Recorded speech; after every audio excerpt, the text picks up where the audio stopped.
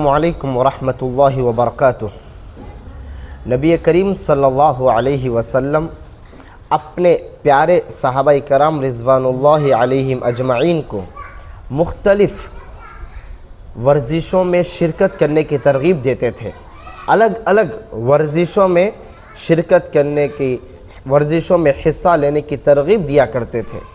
نبی کریم صلی اللہ علیہ وسلم نے فرمایا، تیر اندازی کرو جبکہ میں تمہارے درمیان میں ہوں۔ یہ حدیث بخاری شریف میں ہے۔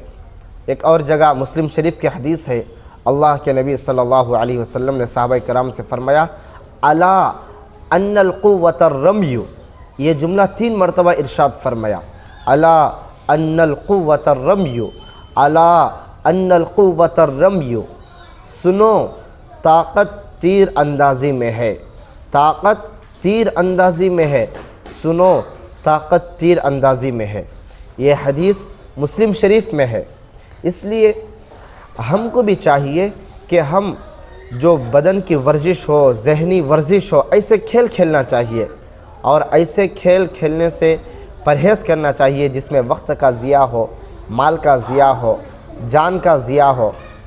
یہ ساری چیزیں، وقت کا ضائع ہو جانا، مال کا ضائع ہو جانا اور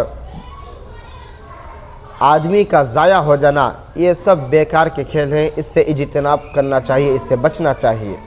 اور نبی پاک صلی اللہ علیہ وسلم نے جن کھیلوں میں حصہ لینے کی ترغیب دی ہے، جیسے تیر اندازی ہے، گھوڑ سواری ہے، اور اسی طرح سے تیرنا ہے، ان ورزشوں میں حصہ لینا چاہیے، اس میں آگے رہنا چاہیے۔